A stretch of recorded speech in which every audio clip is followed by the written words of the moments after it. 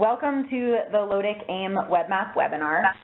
This is Nicole, and I am also here with Logan. For those who aren't familiar with us, I'm the aquatic analyst here at the NOC. And Logan, do you want to introduce yourself? Yeah, I'm Logan Shank. I'm the LODIC Data Tech here at the AIM team. We're not going to do roll call because we're getting quite a few people that are joining, and so I don't want to spend too much time just going through folks' names. We'll keep a log of who logged into the WebEx. With that, we are using the WebEx, so please make sure that you are signed in while we go over some logistics. There are quite a few people on the phone, so please make sure you are muting yourself as you sign in. And please, please don't put us on hold. The hold music is really disruptive of the whole call, so please be aware of that. We are going to take notes and distribute those after the call. If you have any questions during the webinar presentation aspect, please either chat them in WebEx and make sure you're sending that to everyone so everyone can see your questions and we don't get a lot of the same ones or, sparks other people's interests or additional questions. Or just keep notes of them so that you don't forget by the end. The goal is to really keep 20 to maybe 30 minutes at the end for kind of an open forum to discuss some questions, so show some additional functionality. If we don't have any questions, we definitely have more functionality we can show you, but I want everybody to really think long and hard about anything that they might really have as a stumbling block and not be able to move past. So. The main goal is to go over how to use a web map in general, and then also how to do office evaluation and design management using this webinar tool. So before we jump into the web map, I wanted to go over some tools that you'll actually want to reference throughout this whole process. But can anyone not see my screen at this point? Awesome. If at any point during the call you can't see my screen, and just chat Logan, and if it's if a lot of people are having this issue, we'll pause and make sure that everything is fully functional. Otherwise, he can try to help you get back into the WebEx or get your WebEx working. So on this aim.landscapetoolbox.org website, we have a ton of linked documents. And we've sent out the evaluation and design management protocol in a ton of emails, but I wanted to show you where you can find that if you can't find one of my emails. So if you go to the aim.landscapetoolbox.org website, under data collection, point evaluation and rejection, and you click there, scroll to the bottom, and at the bottom you can see this LODIC evaluation and design management protocol. And if you just click on that, it opens a PDF document. And my internet is a little bit slow now that I have signed into WebEx, so please bear with that. So once you get into this document, I do recognize that it's a really long document, but I want to encourage everybody to read through it. Even if you're a continuing project lead and have read it last year, we updated a ton of information in here because we've updated a bunch of our tools and processes. So please do read through it. I know it's long. But I wanted to point out first and foremost this Appendix Quick Start Guide. If you're new to web maps, I highly recommend that you actually print this two-page, it's really one-page front and back, guide out to help you. It points out a lot of what the buttons are, the features that you'll need, walks you through some example filtering to help you with this process. So I really encourage folks to print that out. While I'm in the appendix, I also just want to point out this metadata table. This is a table of where all of the, so once we get to the map, you'll see that we have a points layer. And this goes through all of the columns in that layer, who's responsible for filling out data associated with those columns, and a description of that column. So I'm going to make everybody dizzy for a minute and scroll to the very top. This figure is extremely helpful. It walks you through kind of the entire process of office evaluation to field sampling to finalizing your evaluation statuses for your design.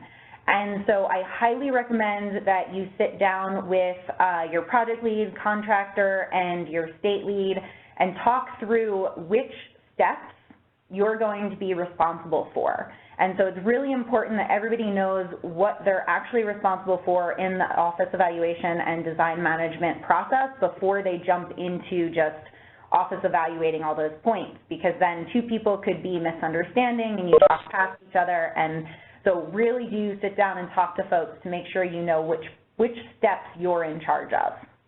And this figure will definitely help. I'm not going to scroll around through the document anymore, but I just want to point out that we have several other things in this document that are either linked or there's another table to help you with your evaluation status. So we link the sample size dashboard, which I'll show you today in this protocol. All of the web maps are linked in this protocol. We have a form to fill out for a targeted point request in this protocol and a whole section about targeted points. So please do read through those sections and use links. If there's anything missing from the protocol that would be really helpful to also have in there, please let us know if there's a link or anything like that that we're missing. Okay, so let's start with jumping into the Aegis and Geo Platform interface.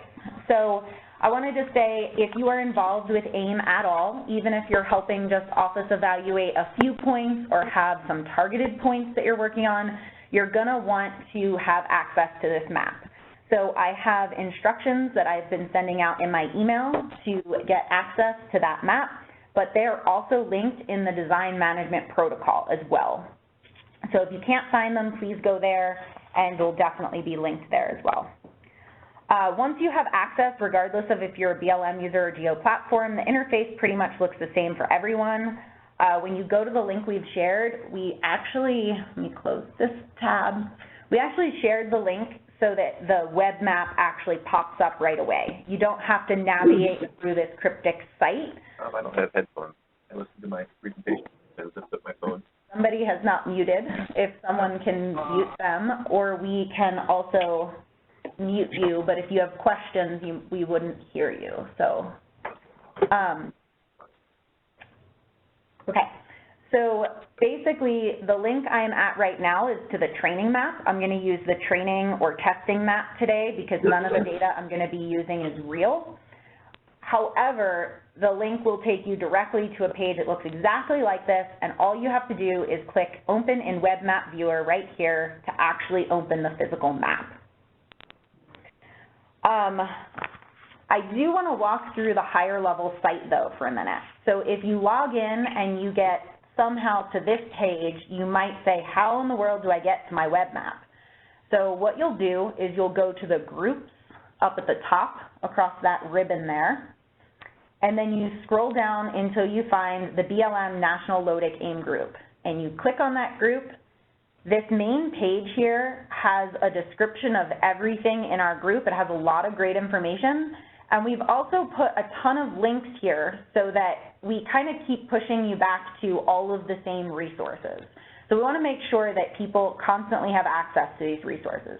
You have the Evaluation and Design Management Protocol linked here as well as here. You have our email addresses down here in case you have questions. And then you have links to the office evaluation map and the sample size dashboard here. And then you also have, so this is the training section of maps and tools, and this is the actual 2020 season maps and tools.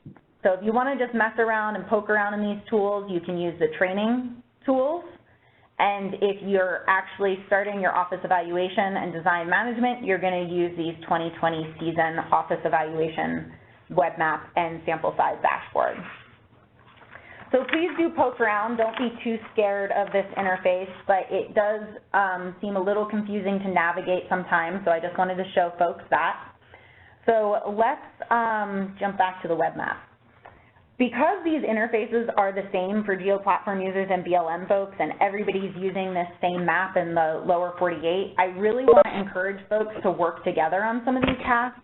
reach out to your contractor, talk amongst your state, and see, you know, like Logan and I are always here to help, and we love helping folks, but we do sometimes get backlogged. And so there are a ton of other resources, and everybody's in the same boat on this. Some people have used Webmaps before, so you might find a project lead in your state who's just a Webmap whiz and can help you with things and might be faster at responding than Logan and I during those peak times, and willing to help. Okay, so if we open the training map, again, I'm only going to use the training map today. I'm going to show you a few of the highlights that we point out in the Quick Start Guide, and so if you have that, you can reference that as I go. Again, just poke around, explore this. If ever you break anything, just go back to the original link and the map should reset. If it doesn't reset, give Logan or I a call and we will help you fix it. So the legend is where you can see the symbology for things that are layers that are turned on. I don't find this super helpful, to be honest. I work mainly in this content tab that I will get into great detail in just a moment. This About tab can be really helpful. You can click more details, and it gives you a description of the map, but it also gives you the link to the sample size tables and the dashboard. So I'm going to actually open that in a new tab for the moment, and then go back to the map. I'll show you guys the dashboard in a few minutes. So you can also add layers. So I want to show you guys how to look for a layer in this Living Atlas. This Living Atlas is just Esri's kind of compilation of a bunch of layers that are available to folks. So let's say I want to add stream gauges to my map. I can just search, I can type in gauges, search for gauges, and it pops up all those layers, and I can add that to the map. And in a moment, you'll see all the points pop up where there's gauges. You can actually click on these points, and it gives you a bunch more information. Sometimes it gives you a graph, sometimes you actually have to just click more information. It kind of depends on the gauge station.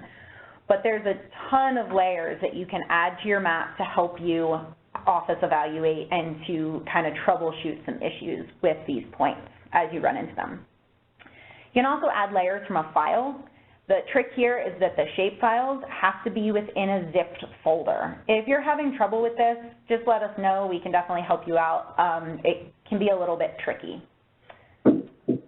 I'm not going to get too much into detail until later in the call if we have extra time, but you can add local layers to the map group, but we're asking folks go through their state GIS folks or go through us to add those, and we'll get into some more details later if we have time on that. But you can add layers that are going to live in that group if your entire state needs a specific layer and your contractors need a specific layer. We can definitely get that in there for you.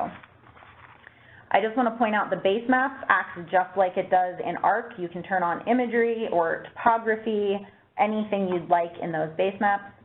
I'm actually going to go back to gauges and turn this off, remove that from the layer so it's not so overwhelming. Okay, so lastly, there's this save button, and I want to talk about this for a couple reasons. It can be really useful, but we do want to put a little caution on this. So if you're working on a task and you start on Tuesday and you say, man, I just don't have time to finish this, but I've gotten my map to look exactly the way I want it to, it's got pretty filters and all my extra layers, but I have to finish it tomorrow. You can save a version of that map and still keep this points layer, which we'll talk about later, connected to the service at the NOC. So any data you enter in the points layer will still talk back to our points layer here. But once you save as, it disconnects our ability to update the rest of your map. So if we add an additional layer, then you wouldn't see that. If we take away a layer, you wouldn't see that change. So do make sure that really what we're encouraging, I guess, is on maybe like a weekly basis, you refresh your map and recycle your old saved map So you get rid of your old saved one, Monday morning you come in, you start working on this project again, and you save a new version of that map. And that way you're making sure that you get any incremental updates that we might have changed. We will let folks know if there's any major updates to things.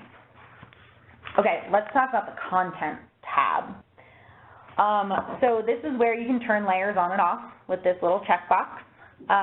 The black layers here are layers that are visible at this spatial scale. So when I'm zoomed way out, I can see the points and the field visits layer, but I can't actually see the previously evaluated aim points because that's grayed out. So what I would have to do to see those is to zoom in, and I can zoom into those points, and slowly they will start popping up. So these black points here, I'll open the legend there. So you can see they start popping up and the layer turns black. And we've done this because if we have this layer on when you're way zoomed out, it completely overwhelms the map, and it does also take a while for that map to draw. So we've only set it to draw when you're zoomed in pretty close. The other thing we have done that to is the NHD. So you can see, if you ignore the topo line, you can see this NHD line here only started drawing when I was pretty zoomed in. The blue lines on the NHD are all the things that are on BLM land that we've included in a design. So that's where points can fall. All of these gray dashed lines are things that are excluded for various reasons. This clearly falls on BLM land, but it might have been an intermittent stream, so we might have excluded that. But we wanted to at least display those so that so the rest of the stream network made sense. Okay, so I'm going to zoom back out there. So you can show your symbology with these little arrows here. You can open your table of contents, which is just the spreadsheet version of all the data associated with these points. I highly discourage changing your symbology unless you feel really comfortable in Webmap, because it only changes the symbology for your Webmap, not mine. So if you call me and say, all of these black stars in the points layer don't make sense to me. I don't see black stars in the points layer. I only see black stars in the previously evaluated. So please do just pay attention to, if you change those, realize that I won't, or no one else will be able to see that. It's only on your map. Additionally, this filter is really great. You will use this quite a bit. So I can say basically admin state is, which means equals. They have lots of options here. Does not equal, starts with, ends with, contains. But I'm going to say is, and then I click unique, and the unique will slowly give me a drop down. It takes a minute when my internet's slow. And I can say, okay, I only want to see the points in Idaho. Apply that filter. It says, please wait. So it filters both the map as well as the table. So if I zoom out now, you can see that map that was full of points now only shows you the Idaho points. To remove that filter, you just click and remove. If you need to edit that filter, you just click the Edit tab. So I'm going to remove that for now. So these other two are not important and not very useful for these tasks, so I'm not going to get into those two symbols right there. If you hover over any of these, it does tell you what they are as well. So if you're confused and don't remember what that symbol means, just hover over it for a minute. So this More Options menu, I just want to point out a few things. Your transparency layer, so you can change the transparency in case something is too opaque. You can set the visibility range. So this is the same thing I was talking about with, we set it so that the all evaluated only shows up when you zoom in. So this little black arrow here tells you your zoom level of the current map that you have displayed. So if I change my points to not show up, I then have to zoom in, and you can see that little black arrow move. I then have to zoom in to actually see those points appear. So I'm going to change it back to the regular way so that we don't lose the points again. The other thing, filter edits, this can be a really useful tool. I can see changes that maybe Logan made at any time on this map, or within the last day, within the last week. So this could be really helpful as well, especially when a crew calls you and says, hey, I finished these points last week, can you take a look at them? And you can just come in here and filter this way. You can also filter a variety of other ways for that as well. Lastly, I just want to show you guys the labeling. So if we zoom in a little bit more, you will see that labels will appear on these points. Let me actually shut this one off. Actually, I'll forget that's off. Maybe. There we go. So a label appears on each of the points in this points layer, and right now it's set to point ID, but I can easily change that with Manage Labels. See, you can tell it's coming from the point ID column in the table. I can change that to order code, and then it changes my label there. So you can definitely play with labels.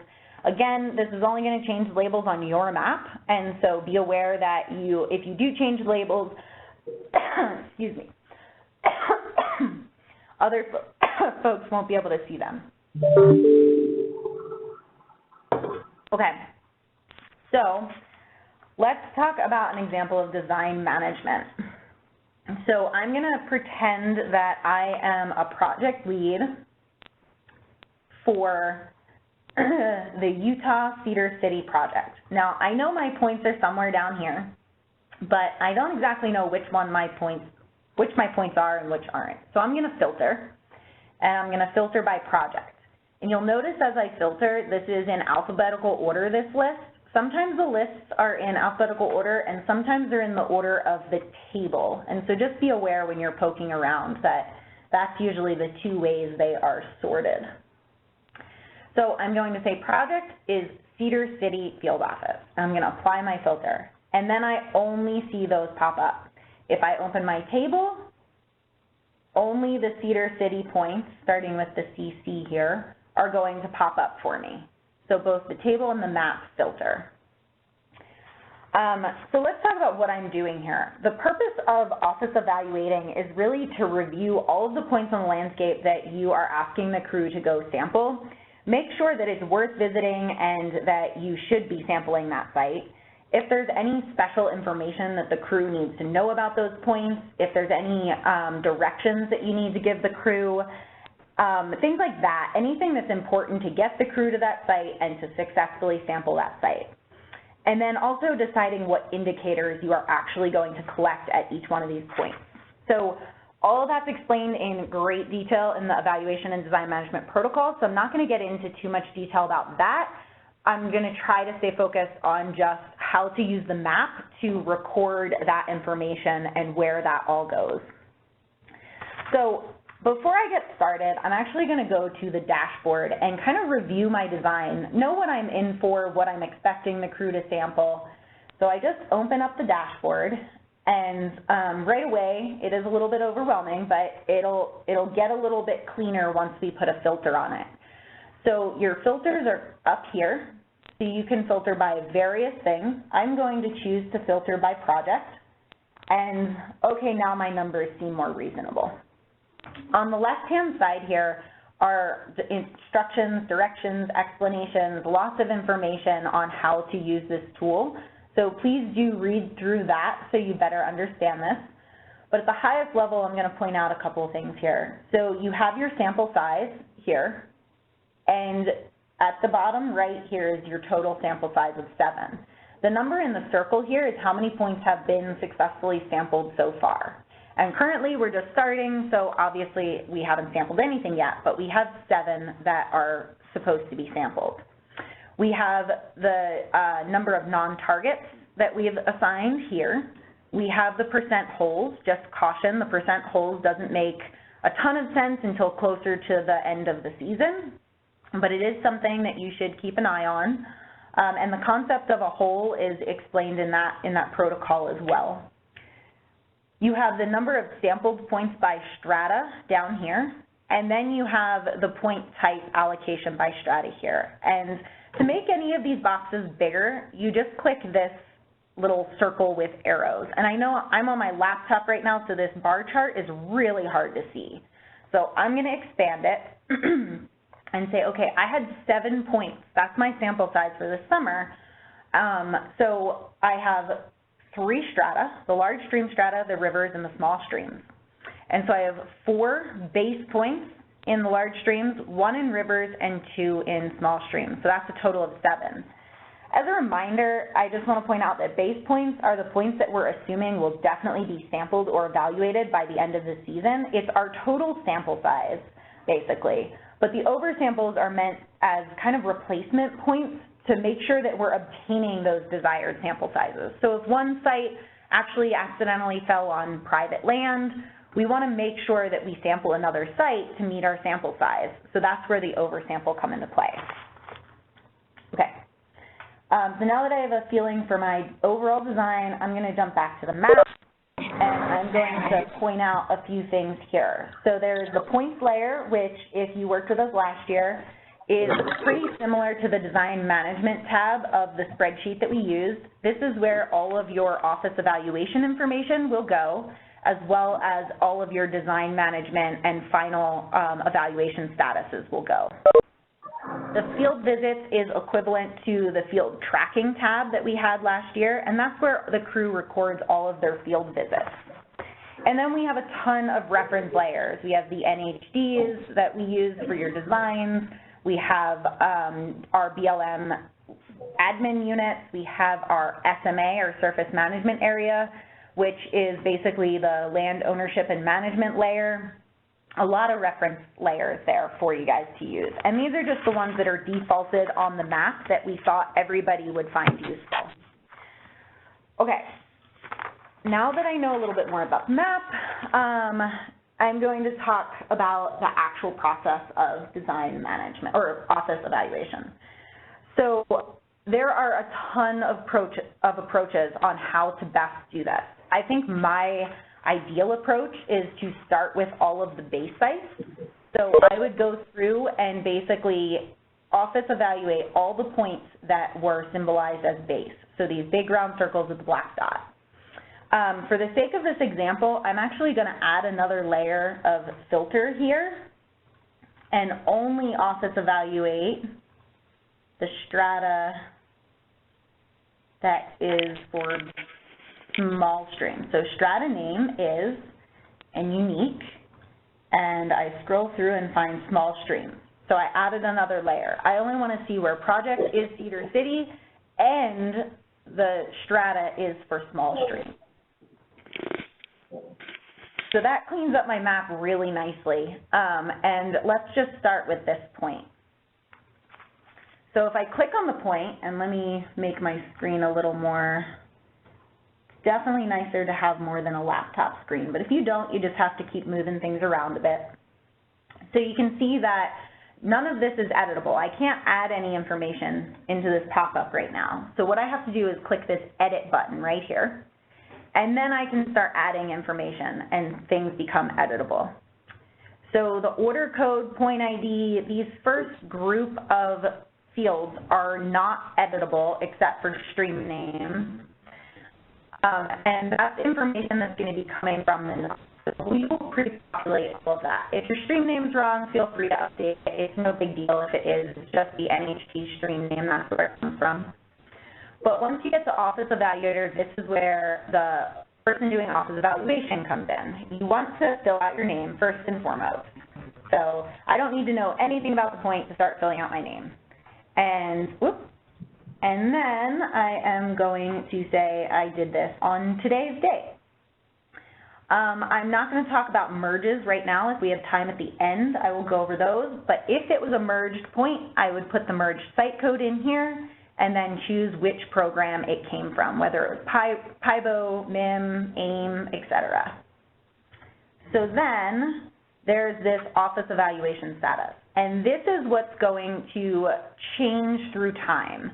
You know, it was, if you worked with us in the past, we had something similar last year where we basically said, when it's ready to be field visited, you want to mark that as ready to be field visited. When the crew goes out and visits, then they come back, then we change it to something like sampled or not sampled. And so we'll get into that a little bit more in a little bit. But so this one, I actually don't know yet. So I am going to zoom into this point, and let me close this box for a minute, I start to see that the all evaluated actually has a point here. So I want to go back to details, and I want to turn off my points layer so I can click on this this previously evaluated point. And I can make this box bigger with just this little expand and contract button in the corner. The previous crew said that it was fully sampleable and that it was easy access from I-15. And so it looks like a pretty straightforward sample. So then I can close that, turn my points layer back on, edit my points layer, and say, okay, this site is ready to visit. Super straightforward. I don't need to do anything more. I don't need to fill, well, anything more in terms of scouting, because the crew knows what to do. It's really easy. So reason not sampled doesn't need to be filled out because we're going to sample it, or at least hopefully. And the reject evidence, the not sampled evidence, doesn't need to be filled out. But I do want to let the crew know that this is easy access from I-15, and it's a straightforward, excuse my spelling, straightforward sample, so that they know what they're in for. It's a pretty easy thing for them to do. They don't need any contact information. I want to point out here that it's really important that if you have any names and phone numbers, that they actually go into this here. The reason for that is that we cannot store contact information in the actual database. So we've actually just made a whole field for it that we just won't pull into the database. So please do make sure that any phone numbers, emails, and names go into this contact information for access. But there is no complication getting there this time, so I fill out none there. So the next few things that you're going to want to check at least are the contingent indicators. What am I supposed to be sampling at each site? So we have defaulted these based off of contracts and what the project leads and state leads have some information they've given us. But if there's a systematic issue and your project's entire points are attributed incorrectly, please let us know and we can update that for you in a much easier fashion than you doing it manually. If it's just a one-off and you're like, you know what, at this site I have no concerns about TN and TP, or we do continuous TN and TP sampling there, so there's no reason to collect TN and TP there, or various reasons, I don't know. You can change those one by one as needed. This is really important for your targeted sites as well, because this won't be defaulted, this will be defaulted to your project level for targeted points. So please make sure that you check your targeted points are getting the data that is necessary. I won't get into the course subset. I'll reach out to folks that might be doing that this summer. Your supplementals, this is just a text field. You can type anything you want into here. So please make sure you're letting your crews know what supplementals they'll be collecting. These next few things are just reference. So these are things that you're likely going to want to filter by or use as filters. So we didn't want to put them in the beginning and clutter up the beginning where you're entering a bunch of data, but that's in the table for those filtering purposes. The trip column or field will basically be used however you see fit. We won't get into too many details, but there's been a variety of uses for that field to date.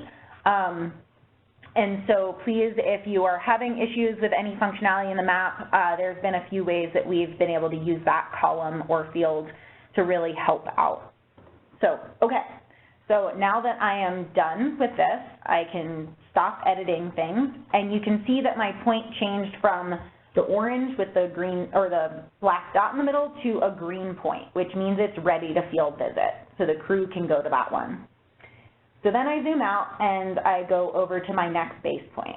And for the sake of time, I am going to just zoom into this point and not fill everything out, but I can see that it's already been rejected.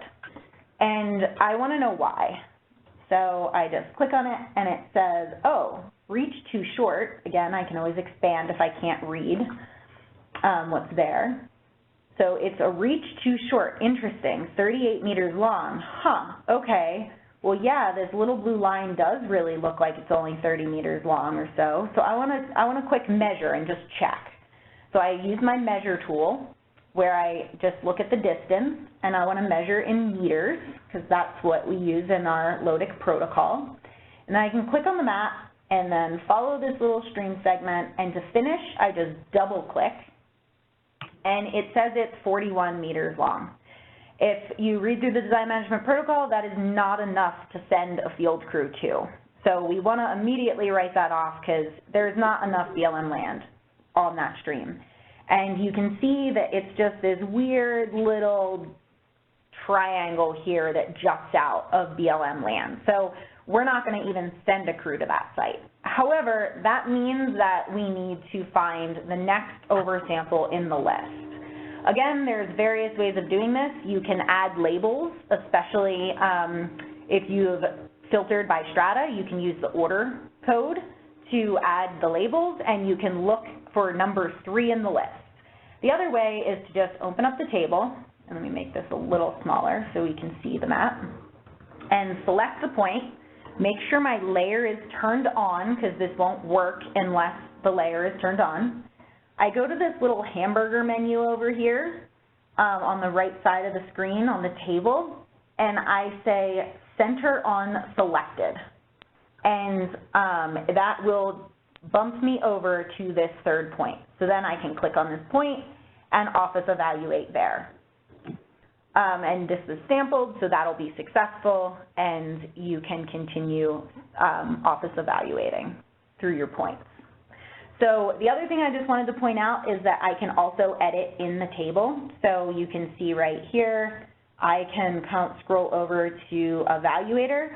All I do is double click on the cell, and I can then start filling things out. So if you prefer to edit in the table form, feel free to do that. Don't worry about this time. That's not important. Just use the date field. And so yeah, all of those same editable fields are editable here. So this would be a ready to field visit. It turns green. And this is not sampled, and I am a BLMer, so I can say not sampled, it's BLM approved, and I'm going to say non-target reach too short. So now if I go over to the dashboard and refresh, it sometimes takes a second. It should update. Oh, I have to refilter because I refreshed it. And you can see I have 1 non-target and 2 ready to field visit, but still no samples. Cool. So we're running a little low on time here, but I do want to show you one last thing. So once the crew goes out and field visits, they are, sorry, I'm trying to remove filters and talk at the same time. Once they go out and field visit, they put points on the map that are associated with this field visits layer. And here over in Colorado, I'm going to focus on these 2 points here. You can see that this one is symbolized as sampled and this one is symbolized as rejected. So once they sample a site, I want to turn on my points layer and go in, and I want to update, oops, sorry, I'm zooming. I want to update my evaluation status. Oops, sorry, I'm also clicking the field visits. I want to edit the points. So up here, I'll show you this as well. So right now you have points, but you've selected 2 things on the map. So you're viewing one of 2 things you selected. If I need to bounce over to the field visits, I can use these 2 little arrows up here. So I want to update from ready to field visit to sample data summary reviewed. And data summary reviewed will be explained in the data QA/QC information that we send out later. So then you can see my point turns yellow. So I know that somebody's looked at that point, we're good to go. Where did the other failed point go? So this point over here, if we turn off this and we look at the field crew, we can also look and bounce over to the points layer. They said it was non-target, dry, intermittent. by saying show related records. And it's related based off its point ID. So you'll notice that the field visits and the point visit, or the points table, all have the same point ID. So this is now the points. So I clicked on field visits, I asked it to show me the related records, and it opened the points table for me. And then I scroll over and I notice that Logan actually decided that as the project lead for this point, that he did not agree that the crew was correct. The crew marked it as dry intermittent, and Logan believes that it is non-target lentic based on the photos. So he looked at the crew's photos and realized that they mistakenly said dry intermittent because they didn't understand what lentic was, or for various reasons. And so he updated that field to be correct. But he made a note telling us why, basically. So crew recorded as dry, but this reach is actually lentic. That lets us know that there wasn't a problem, that the crew was just wrong, that you were just updating what the crew did and you just disagreed. We definitely have this situation a lot with revisits. Sometimes a crew says it's permanently inaccessible, but in reality, the crew just didn't know about the road that wasn't on their map that you use all the time to get to this site. So anyway, do make sure that you're checking those things. If Logan was not a BLM person, he would be using not sampled, not yet BLM approved. The reason for that is that we want the BLM field staff and the project leads for these AIM projects to be the one that says, yes, I agree, this site should not be sampled, because that has impacts to the analysis side of things. And so we want to make sure that we're actually rejecting points that should be rejected, or making sure we label them properly so that the next time we go to sample them, we're not automatically writing them off when really we should be reconsidering them. Lastly, I just want to say that updating these eval statuses really will, if you do it throughout the season, it'll be a much better approach for your design. Your design gets implemented much more cleanly. You know where all your holes are. You know if you're doing well or poorly in a specific strata. So we really encourage folks to do this iteratively throughout the season on a weekly or bi-weekly basis, depending on your crew's schedule. If you wait till the very end of the field season to fill out and finalize those evaluation statuses, there might be questions that the crew doesn't remember answers to. There might be some things that just get quirky, and you might have ended up skipping a ton of sites and didn't know about it because you didn't have that kind of time with the crew to make sure they were getting to all the sampled sites, or the sites they should be. So with that, I am going to open up for questions, and I might let Logan take some of the questions here. Go for it, Logan. All right. I haven't received any questions in the chat, so does anyone have any they've been holding on to?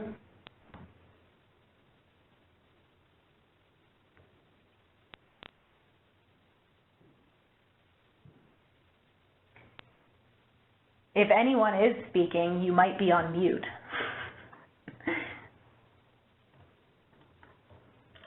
So I have a question for you all. Was that helpful? Were there parts of it that you thought were more helpful than not? Are there things that you want me to get into more detail about?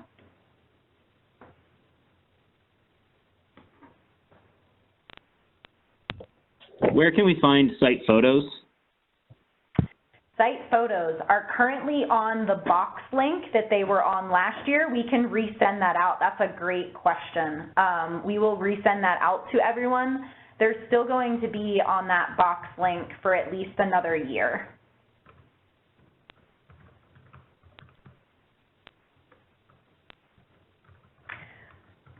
For folks doing revisits, we also know that last year we supplied what we called revisit reports, which were the photos and a little bit of the data on a PDF, and we are trying to put those together as well this year. So if you're doing revisits and want photos for that, hopefully we can help you organize that.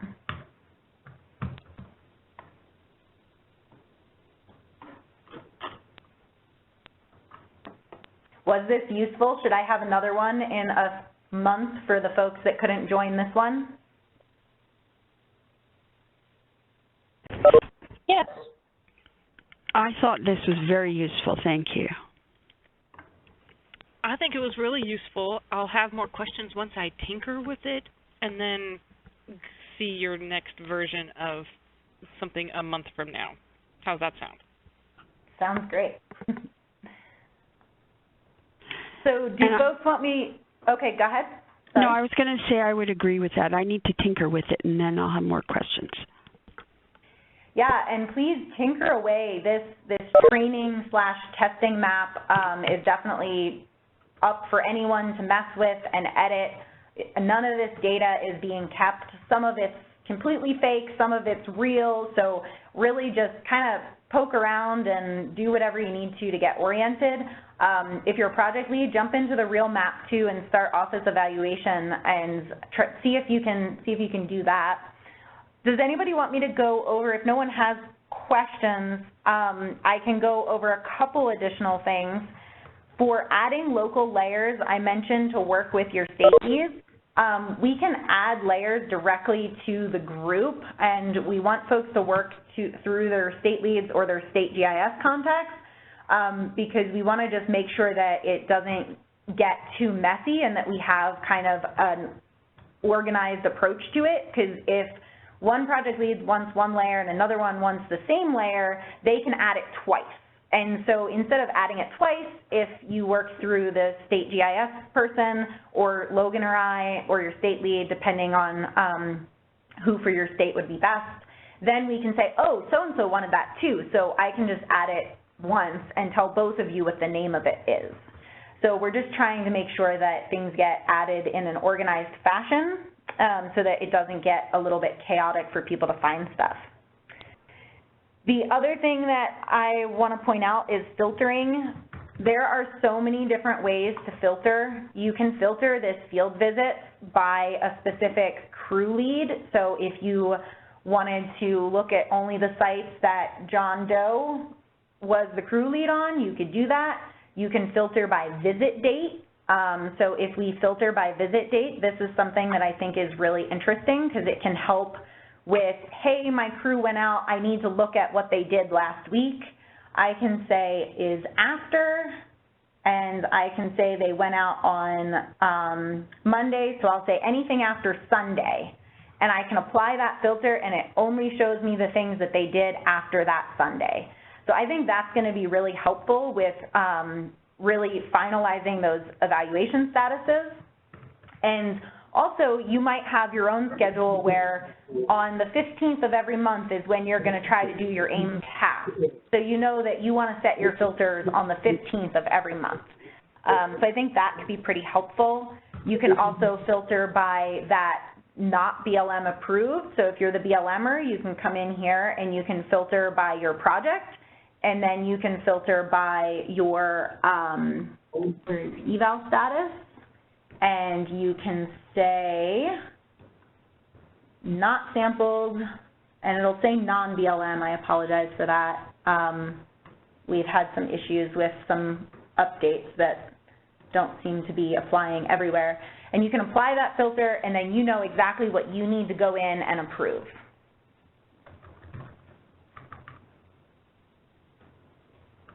So any other questions or comments?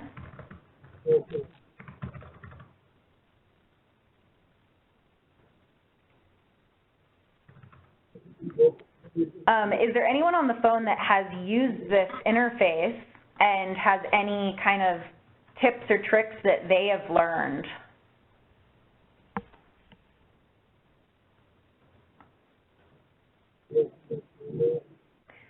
Awesome. Well, I will show you guys one more thing then.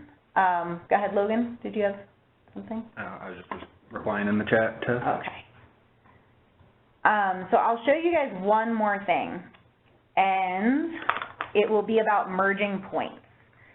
So let's say I actually did want to merge a point, and merging a point is basically that you can see this, and let's pretend it was never sampled before. Let's pretend a few things here. let's say I had a MIM site that was just right here, right above this label, and I don't want to send my AIM crew out to basically sample something that is very, very close to a previously sampled monitoring location. So if it's right above, that's only 250 meters away. So that seems silly unless there's some major management change or a fence line or it's a different type of stream. There's various rules to, or there's a set of rules to how to merge in the design management protocol. But let's say it met all of the qualifications and the MIM site was just a little bit over here. How I can do that is actually clicking on this point and I say edit, and then, whoops, sorry, I zoomed out in instead of out. I can actually grab onto that point and move it on top of my MIM location. And that will actually move the point. You want to be really careful with this. You only want to use it when you are moving the point for a reason. I always recommend making a comment that the point was moved, as well as adding, obviously, the merged information. The reason for that is that the crew can actually see two things. So they have their design, and I hope it's working in this test map. Okay, perfect. So let's see. So the crew can actually see, if we come over here, the design lat longs are the original coordinates that were where the point was put, and they are static. They will not move. But if you scroll all the way to the right in the table, you'll see that there's a column for current lat and current long, and a question for has the point been moved. When you move a point like this, it'll update these current lat and long to have values, and it'll say the point has been moved. So if you don't tell the crew this is why the point was moved, they think you might have accidentally moved it based on just clicking around when you were editing and adding information, and whoops, I accidentally moved the point. So in that case, we want to make sure the crews are following up with people and say, did you mean to move this? Because you moved it 200 meters, it seems a little odd that you didn't tell me it was supposed to be moved. So if you are moving points, make sure that you add that comment so the crew is well aware that that was a purposeful thing. But you know, we did add that static field so that if you accidentally moved it, you can always move it back. If you want to find its original location, and sorry, I'm not using the right point, but you can basically, oh, I can use them here. I can copy these into here. Do I need a comma between them, Logan? Mm-hmm. Okay, so you put a comma between them and you press enter, and it actually zooms me to this point. And then I can basically say, add to map, and it drops a pin for me. And so that way I can say, oh, okay, I need to move this point back. I didn't mean to move it. I'm gonna move it back to right here. And you really do wanna try to get as close as possible, so I recommend zooming in as much as you can. But in case you move points by accident, that's how you can put them back where they belong. But if you're moving them on purpose, just make a note.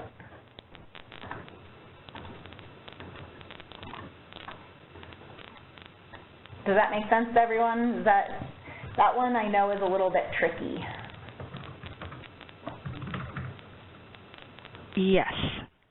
Awesome. Thanks.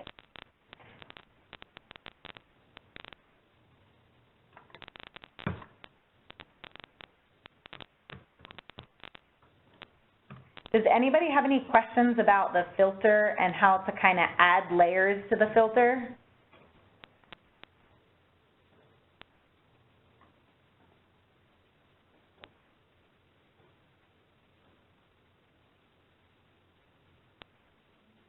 Does anybody have any gut reactions to the reference layers that we've added to the map?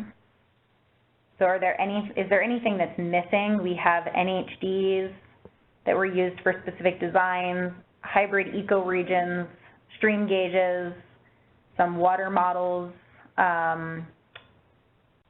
BLM layers, anything like that that you'd like to see added? Sorry, I can stay zoomed down here. So for a lot of us in Eastern Oregon, we have a grazing objective to our sample designs, not necessarily stratum. So the allotments would be worthwhile. Is that something you'd like us to add through our state lead, or is that something that would be good to add for everybody? If we have a consensus of other projects that are looking for grazing allotments also, we can throw on the national published allotments layer so that everyone can be looking at the same data.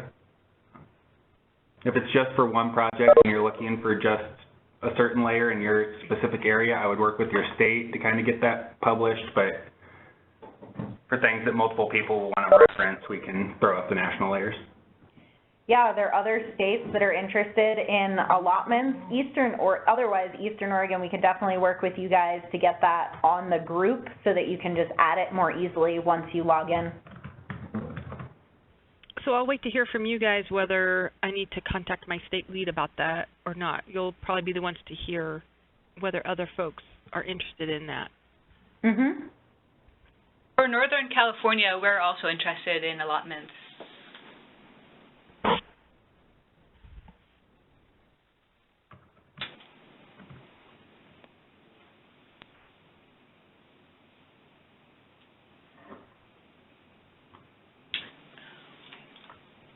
Great. Anything else? Kate, you've used it quite a bit with the WRSA point. Do you have any questions or kind of any tips that you've learned or anything like that? No, I actually learned more from you today. Things I was like, oh, cool. Good. Yeah. But obviously it becomes much easier to get where I'm going the more I use it. It becomes more second nature. When I first sat down, I was a bit overwhelmed by it, I must admit. But the more I use it, the more second nature it becomes. That is definitely so true. When I definitely use GIS a lot, but when I first went into this interface, I was a little bit lost on how to find the maps and then all of the tools. And there are some differences between this and GIS. Zoom to selected versus center on selected is something just so slightly different, but it definitely makes a difference in my workflow.